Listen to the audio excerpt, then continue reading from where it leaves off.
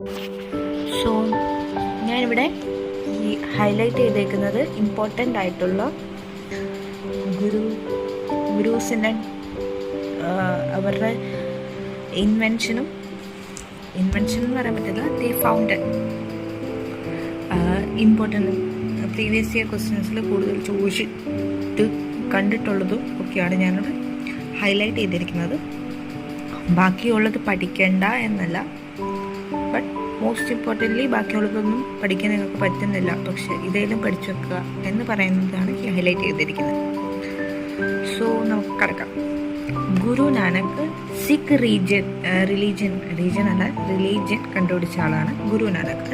നമുക്കറിയാലോ ഗുരു നാനക് നമ്മൾ കുറേ കേട്ടിട്ടുണ്ട്. നമ്മൾ സിഖ് മതം കണ്ടുപിടിച്ചത് ഗുരു നാനക്കാണ്. ഗുരു അംഗദ് ഗുരുമുക്തി സ്ക്രിപ്റ്റ് ഇൻവെൻറ്റ് ചെയ്തു. ഗുരുമുക്തി എന്ന് പറഞ്ഞ സ്ക്രിപ്റ്റ് ഇൻവെൻറ്റ് ചെയ്തത് ഗുരു അംഗദ് കഥ എന്നുള്ള അംഗദ് ഒരു കഥ അങ്ങനെ ഓർക്കാം. ഗുരു അമർദാസ് 22 ഗഡിയൻസ് എസ്റ്റാബ്ലിഷ് ചെയ്തു. സോ 22 ഗഡിയൻസ് എസ്റ്റാബ്ലിഷ്ഡ് ബൈ ഗുരു അമർദാസ്. അത് നിങ്ങൾ തന്നെ ഓർത്തിരിക്കേണ്ടതാണ്. ഗുരു രാംദാസ് ആണ് ഓർക്കാം.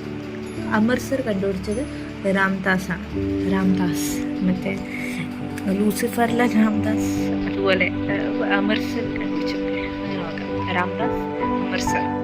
ഗുരു അർജൻ എന്ത് ചെയ്തു? ഗോൾഡ് ടെമ്പിൾ ഫൗണ്ട് ചെയ്തു. അതുപോലെ തന്നെ കമ്പോസ്ഡ് ആദി ഗ്രന്ഥ് കമ്പോസ് ചെയ്യുകയും ചെയ്തു ഗുരു അർജൻ.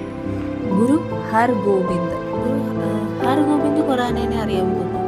നമ്മുടെ DNA ഫിംഗർ പെൻഡിങ്ങിലൊക്കെ ഹെൽപ്പ് ചെയ്ത ആളാണ്.